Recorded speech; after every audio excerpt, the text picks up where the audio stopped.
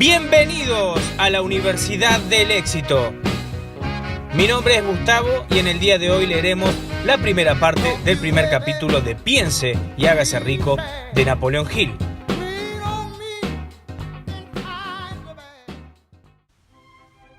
Capítulo 1. Introducción. El hombre que pensó su camino en compañía de Thomas Alva Edison. Realmente, los pensamientos son cosas, y cosas poderosas cuando se mezclan con propósitos definidos, perseverancia y un ardiente deseo de traducirlos en riquezas o en otros objetos materiales. Hace poco más de 30 años, Edwin C. Barnes descubrió cuán cierto es que los hombres que realmente piensan se hacen ricos. Su descubrimiento no fue de una sola vez. Llegó poco a poco, comenzando con el imperioso deseo de llegar a ser socio del gran Edison. Una de las principales características del deseo del señor Barnes era que estaba definido. Quería trabajar con Edison, no para él. Si uno observa detenidamente la descripción de cómo convirtió sus deseos en realidad, logrará una mayor comprensión de los 13 principios que conducen a la riqueza. Cuando este deseo o impulso del pensamiento se cruzó por primera vez en su mente, aún no estaba en condiciones de hacer algo con él. Dos inconvenientes obstaculizan su camino. No conocía a Edison y no tenía suficiente dinero para pagarse un billete de ferrocarril hasta Orange, New Jersey. Estos dos impedimentos hubieran sido suficientes para desalentar a cualquiera de que realizase algún intento de llevar a cabo su deseo. Se presentó en el laboratorio de Edison y anunció que había ido a hacer negocios con el inventor. Refiriéndose a su primera reunión con Barnes, Edison dijo años más tarde: «Estaba allí frente a mí, con el aspecto de un vagabundo corriente, pero había algo en la expresión de su rostro que transmitía la impresión de que estaba dispuesto a conseguir lo que se había propuesto. Había aprendido, tras años de experiencia con distintos hombres, que cuando uno realmente desea algo tan profundamente que está dispuesto a jugarse todo su futuro por ello, tiene todas las de ganar. Le di la oportunidad que me pidió porque vi que estaba decidido a no ceder hasta alcanzar el éxito. Lo que ocurrió después me confirmó que no me había equivocado». Lo que el joven Barnes le dijo al señor Edison en esa ocasión fue mucho menos importante que aquello que pensaba. El mismo Edison lo dijo, no había nada en el aspecto del joven que le pudiera haber facilitado su lugar en la oficina de Edison, más bien estaba en su contra. Lo importante era lo que pensaba. Si se pudiera transmitir la importancia de esta afirmación a cualquier persona que la estuviera leyendo, no habría ninguna necesidad de leer el resto del libro. Barnes no consiguió su asociación con Edison en su primera entrevista. Tuvo la oportunidad de trabajar en las oficinas de Edison por un salario muy bajo, realizando tareas que carecían de importancia para Edison, pero no para Barnes, pues le proporcionaron la oportunidad de mostrar su mercancía donde su socio pudiera verla. Pasaron meses. Aparentemente no ocurrió nada que acercase a Barnes a alcanzar el codiciado objetivo que había creado en su interior como su principal objetivo definido. Sin embargo, algo importante estaba ocurriendo en su pensamiento. Su deseo de convertirse en socio de Edison se iba intensificando constantemente. Los psicólogos han dicho con acierto que cuando uno está realmente preparado para una cosa, hace que aparezca. Barnes estaba listo para asociarse con Edison y, además, estaba decidido a permanecer así hasta que surgiera la oportunidad que estaba buscando.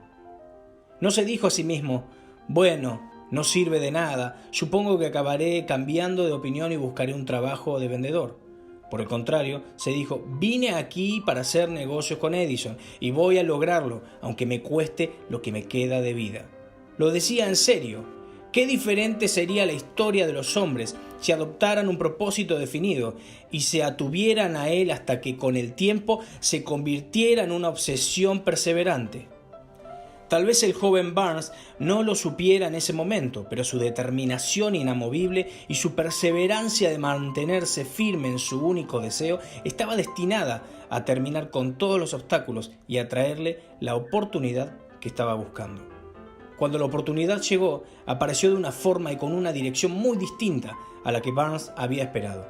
Es uno de los caprichos de la oportunidad, ya que tiene el astuto hábito de entrar silenciosamente por la puerta trasera y muchas veces llega disfrazada de mala suerte o de fracaso temporal.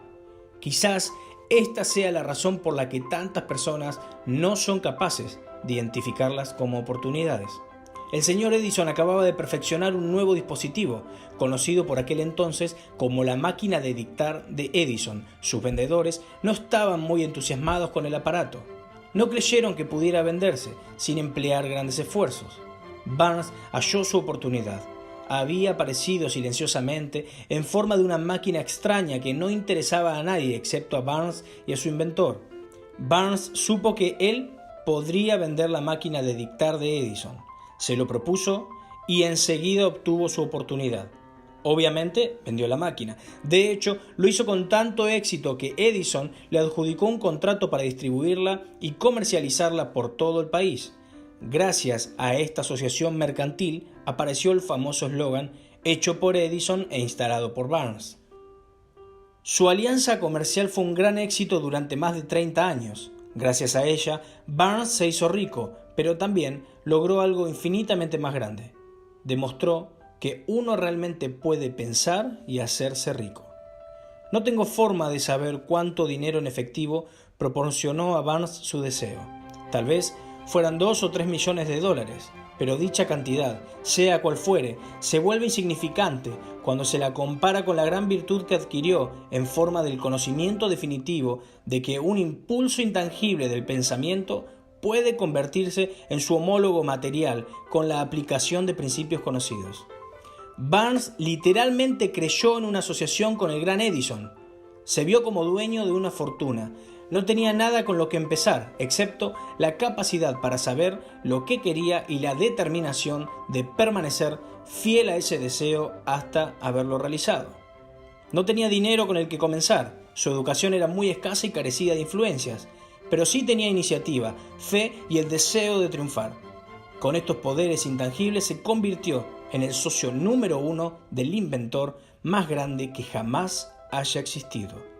Ahora consideremos una situación diferente y analicemos a un hombre que tuvo un montón de pruebas tangibles de riquezas, pero que perdió porque se detuvo a 1 metro de donde se hallaba la meta que se había propuesto. A 1 metro del oro.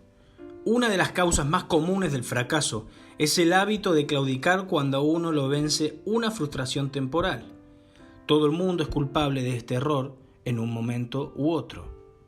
Un tío de R.U. Darby fue presa de la fiebre del oro cuando tuvo lugar el fenómeno y fue al oeste a cavar y a hacerse rico. Desconocía que se ha extraído más oro del pensamiento del ser humano que de la tierra. Consiguió una licencia y fue a trabajar con un pico y una pala. Su partida fue dura, pero su deseo de encontrar oro era inquebrantable. Tras varias semanas de trabajo, obtuvo la recompensa de descubrir una veta de este brillante mineral. Necesitaba maquinaria para extraerlo a la superficie. Con gran discreción, tapó la mina y volvió sobre sus pasos a su casa en Williamsburg, Maryland, y les habló a sus familiares y a algunos vecinos de su descubrimiento. Entre todos, reunieron el dinero para adquirir la maquinaria necesaria y Darby y su tío regresaron a la mina para seguir trabajando. Extrajeron de la cantera su primer carro de mineral y lo enviaron a un fundidor. El resultado probó que tenían una de las minas más ricas de Colorado. Con algunos carros más de ese mineral, saldarían todas sus deudas. Entonces, empezarían a ganar mucho dinero. Hacia abajo fueron las taladradoras, hacia arriba fueron las esperanzas de Darby y de su tío, pero entonces algo ocurrió. La veta de oro desapareció. Habían llegado al fin del arco iris y la olla de oro no estaba allí. Siguieron perforando, intentando encontrar desesperadamente la veta otra vez, pero no lograron ningún resultado. Finalmente decidieron claudicar. Vendieron la maquinaria a un chatarrero por varios centenares de dólares y tomaron el tren de regreso a casa. Algunos chatarreros son ingenuos, pero este no lo era. Llamó a un ingeniero de minas para que le explicara y examinara la mina e hiciera unos cálculos. El ingeniero le explicó que el proyecto había fracasado porque los dueños no estaban familiarizados con las vetas falsas. Sus cálculos indicaban que la veta se hallaba solo a 1 metro de donde Darby había dejado de perforar, y allí es exactamente donde lo hallaron. El chatarrero extrajo millones de dólares de oro de la mina, porque fue lo suficientemente inteligente como para pedir el consejo de un experto antes de darse por vencido. La mayor parte del dinero que se invirtió en maquinaria se debía a los esfuerzos de Darby, quien era entonces un hombre muy joven. El dinero procedía de sus familiares y vecinos que habían confiado en él. Aunque tardó varios años, les devolvió hasta el último centavo. Mucho tiempo después, Darby se recuperó de su pérdida cuando descubrió que el deseo podía convertirse en oro. Y lo descubrió después de ingresar en el negocio de las ventas de seguros de vida. Sin perder de vista el hecho de que había perdido una enorme fortuna porque él mismo se había detenido a 1 metro del oro, Darby sacó partido de esta experiencia en el trabajo que eligió, sirviéndose del sencillo método de decirse a sí mismo: me detuve a 1 metro del oro, pero nunca me detendré porque los clientes me digan que no cuando trate de venderles un seguro. Darby fue uno de los pocos hombres que conformaban un pequeño grupo de menos de 50 integrantes en aquella época que vendían más de $1 millón anualmente en seguros de vida. Debió su tenacidad a la lección que aprendió a raíz del abandono de su mina de oro. Antes de que aparezca el éxito en la vida de cualquier persona, seguro que va a padecer frustraciones temporales y quizás algún fracaso. Cuando una persona sufre una derrota, lo más fácil y lo más lógico es abandonar, pero es precisamente lo que hace la mayoría. Más de los 500 hombres más exitosos que ha conocido jamás Estados Unidos me confesaron que su mayor triunfo supuso únicamente un paso más a partir del punto en el que los había alcanzado la derrota. El fracaso es un embustero con un sentido agudo de la ironía y la astucia. Se deleita haciéndonos tropezar cuando el éxito está casi a un tiro. Una lección de perseverancia de 50 centavos. Poco después de que Darby se graduara en la Universidad de las Adversidades y decidiera beneficiarse de su experiencia en la mina de oro, tuvo la suerte de estar presente en un incidente que demostró que un no necesariamente significa no. Una tarde estaba ayudando a su tío a moler trigo en un molino un tanto viejo. Su tío gestionaba una gran finca en la que vivían varios parceros agricultores de raza negra. Silenciosamente se abrió la puerta y una niña, hija de un aparcero, entró y se quedó junto a la puerta. El tío levantó la vista, vio a la niña y le gruñó: ¿Qué quieres? Dócilmente la niña contestó: Mi mamá me pide que le mande sus 50 centavos. No lo haré, replicó el tío, y ahora vete a tu casa. Sí, señor, contestó la niña, pero no se movió. El tío prosiguió con su trabajo, tan afanosamente comprometido que no reparó en que la niña no se había ido. Cuando alzó de nuevo la vista y la vio allí quieta, le gritó: Te he dicho que te vayas a tu casa. Ahora vete o te daré una paliza. La niñita respondió: Sí, señor, pero no se movió de su sitio ni una pulgada. El tío dejó caer el saco de grano que estaba a punto de echar en la tolva del molino, tomó una dueña del barril y se dirigió hacia la niña con una expresión en su rostro que indicaba que se avecinaban problemas. Darby contuvo el aliento. No tenía ninguna duda de que estaba a punto de presenciar un asesinato. Sabía que su tío tenía un temperamento feroz. En aquella época, a los niños de los aparceros negros no se le permitía desobedecer a las personas blancas en esa región del país. Cuando el tío llegó al lugar donde se hallaba la niña, ella rápidamente dio un paso hacia adelante, lo miró a los ojos y gritó con voz chillona: «Mi mamá necesita 50 centavos». El tío se detuvo, la miró durante 1 minuto y entonces, lentamente, colocó la duela del barril en el suelo, se metió la mano en el bolsillo, sacó $0.50 y se lo dio. La niña tomó el dinero y tranquilamente se dirigió hacia la puerta, sin apartar la vista del hombre al que acababa de conquistar. Cuando se hubo ido, el tío se sentó en una caja y miró por la ventana durante más de 10 minutos. Estaba considerando, algo asustado, la derrota que acababa de sufrir. Darby también tuvo algo en que pensar. Era la primera vez en su vida que había visto a una niña de color deliberadamente dominar con maestría a una persona adulta blanca. ¿Cómo lo había hecho? ¿Qué le había ocurrido a su tío para perder su fiereza y volverse tan dócil como un cordero? ¿Qué extraño poder había utilizado la niña que le permitió dominar a su superior? Estas y otras preguntas similares pasaban por la mente de Darby, pero no encontró ninguna respuesta satisfactoria hasta unos años más tarde, cuando me contó la historia. Curiosamente escuché el relato de esta inusual experiencia en el Molino Viejo, en el mismo lugar donde su tío recibió la lección. Curiosamente también, ya había dedicado casi un cuarto de siglo al estudio de ese poder que le permitió a una niña de conquistar a un hombre tan inteligente.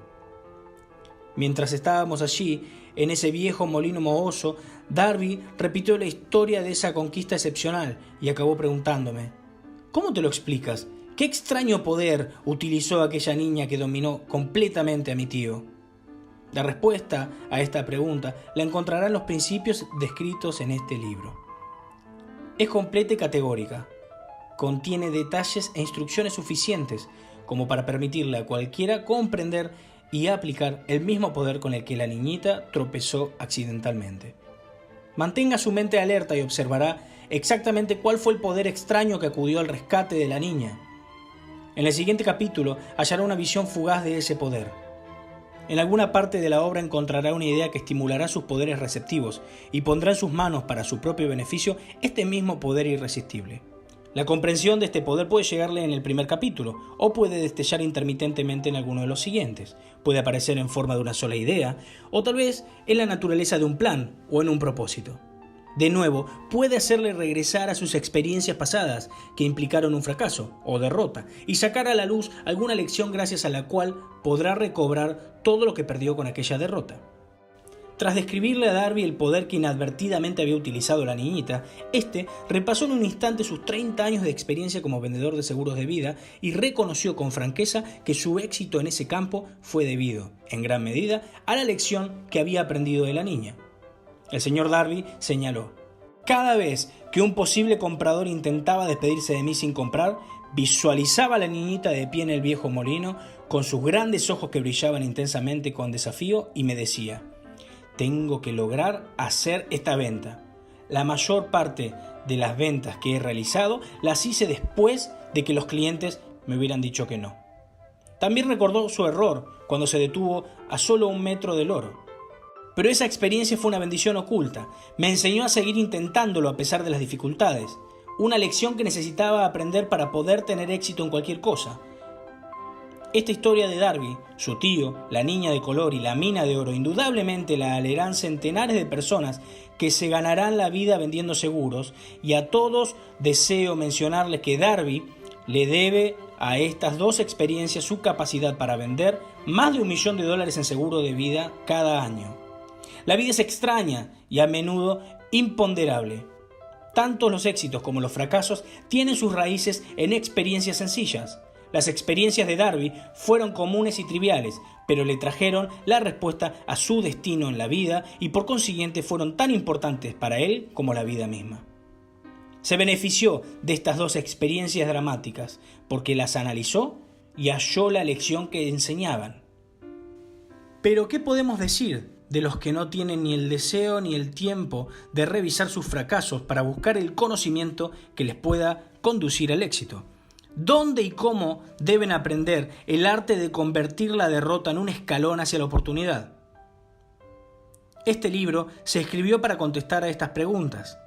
Para contestar hay que describir los 13 principios, pero el lector debe recordar a medida que lea que la respuesta que quizás esté buscando, respuesta a las preguntas que los han llevado a considerar la búsqueda del sentido de la vida, puede encontrarse en su propia mente, a través de alguna idea, plan o propósito que le pueda surgir durante la lectura.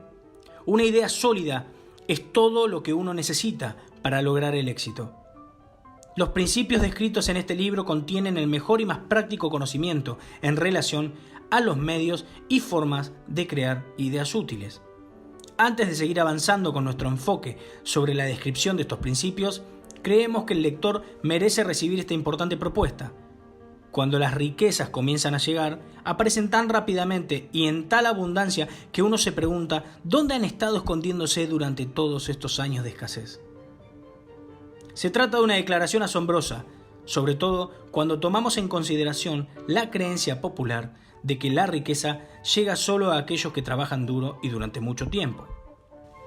Cuando uno empiece a pensar y a hacerse rico, observará que las riquezas comienzan con un estado mental, con un propósito definido y con poco o ningún trabajo arduo. El lector y cualquier otra persona debería estar interesado en saber cómo adquirir ese estado mental que atraerá riquezas. Dediqué 25 años a la investigación analizando más de 25.000 personas porque yo, también, quería saber cómo los ricos llegan a ser ricos. Sin esa investigación, no hubiera podido escribir este libro. Ahora, presta atención a una verdad significativa. La Gran Depresión comenzó en 1929 y continuó con un desplome económico sin precedentes, hasta después de que el presidente Roosevelt asumiera el poder. Entonces, la depresión comenzó a desvanecerse hasta desaparecer. Tal como un acomodador en un teatro aumenta la iluminación tan gradualmente que la oscuridad se convierte en luz antes de que uno se dé cuenta, el hechizo del miedo que había en las mentes de la gente también fue desapareciendo gradualmente y fue convirtiéndose en fe. Uno debe observar muy de cerca que tan pronto como domine con maestría los principios de esta filosofía y comience a seguir las instrucciones que aplican esos principios, su situación económica empezará a mejorar y todo lo que toque se convertirá en un activo para su propio beneficio. ¿Imposible? De ningún modo. Una de las principales debilidades del género humano es su habitual familiaridad con la palabra imposible. Conoce todas las reglas que no funcionarán, conoce todas las cosas que no pueden hacerse. Este libro se escribió para los que buscan las reglas que han permitido que otros tengan éxito y que están dispuestos a jugárselo todo con dichas reglas. Hace muchos años me compré un excelente diccionario. Lo primero que hice fue buscar la palabra imposible y la recorté cuidadosamente. Quizás sería aconsejable que el lector también lo hiciera. El éxito les llega a los que adquieren conciencia del éxito. El fracaso les llega a los que se abandonan con indiferencia a tener conciencia del fracaso. El objeto de este libro es ayudar a todos los que quieren aprender el arte de cambiar su enfoque de una conciencia de fracaso a una conciencia de éxito. Otra debilidad que encontramos en muchas personas es el hábito de medir todo y a todos de acuerdo con sus propias impresiones y sus propias creencias. Algunos de los que leerán este libro creerán que nadie puede pensar y hacerse rico. No pueden pensar en términos de riqueza porque su forma habitual de pensar está sumida en la pobreza, la necesidad, la miseria, el fracaso y la derrota. Estas personas desafortunadas me recuerdan a un chino distinguido que fue a Estados Unidos a recibir una educación americana. Asistió a la Universidad de Chicago. Un día, el presidente Harper se encontró con este joven oriental en el campus. Se detuvo a charlar con él varios minutos y le preguntó qué era lo que le había impresionado más de los estadounidenses. «Bueno», exclamó el chino, «la extraña forma de sus ojos. Tienen unos ojos muy raros». Nos negamos a creer lo que no comprendemos. Creemos ingenuamente que nuestras propias limitaciones son la medida correcta de las limitaciones en general. Por supuesto, los ojos de los demás pueden parecernos muy raros, porque no son iguales a los nuestros. Millones de personas observan los logros de Henry Ford y lo envidian por su buena fortuna, suerte o genialidad o cualquier cosa a la que le atribuyan su riqueza. Quizás una persona de cada 100.000 conozca el secreto del éxito de Ford, pero los que lo conocen son demasiado modestos o demasiado reacios a hablar de ello debido a su simplicidad. Un solo ejemplo ilustrará el secreto perfectamente. Hace varios años Henry Ford decidió fabricar su famoso motor V8. Eligió hacer un motor con los 8 cilindros ubicados en un solo bloque y dio instrucciones a sus ingenieros para que crearan el diseño del motor. Los ingenieros plasmaron el diseño sobre un papel, pero creían que sencillamente era imposible meter 8 cilindros en un motor de un solo bloque. «Hacedlo igualmente», dijo Ford. «Pero si es imposible», replicaron. «Continúen con el trabajo», ordenó Ford, «y no lo dejen hasta conseguirlo, por mucho tiempo que se necesite». Los ingenieros siguieron adelante. No tenían elección si querían seguir trabajando para Ford. Transcurrieron 6 meses y no ocurrió nada. Pasaron otros 6 meses y siguió sin ocurrir nada. Los ingenieros probaron todo tipo de plan concebible para llevar a cabo las órdenes, pero el resultado parecía incuestionable. ¡Imposible! A finales de año, Ford se reunió con sus ingenieros y de nuevo le informaron que no había encontrado la manera de cumplir sus órdenes. «Seguid intentándolo», dijo Ford. «Quiero el motor y lo conseguiré». Continuaron con el proyecto y entonces, como por arte de magia, descubrieron el secreto. La determinación de Ford había ganado otra vez. Quizás esta historia no esté descrita con todos los detalles, pero la esencia es lo que importa. El lector que desea pensar y hacerse rico puede deducir el secreto de los millones de Ford. No tendrá que buscar muy lejos. Henry Ford fue un hombre triunfador porque comprendió y aplicó los principios del éxito. Uno de ellos es el deseo, saber lo que uno quiere. Le aconsejo al lector que recuerde la historia de Ford a medida que lea el libro e identifique las frases en las que se describe el secreto de su estupendo logro. Si puede hacerlo, si puede señalar con el dedo el grupo concreto de principios con el que Henry Ford se hizo rico, entonces puede igualarse a sus logros en casi cualquier profesión para la que se adecúe.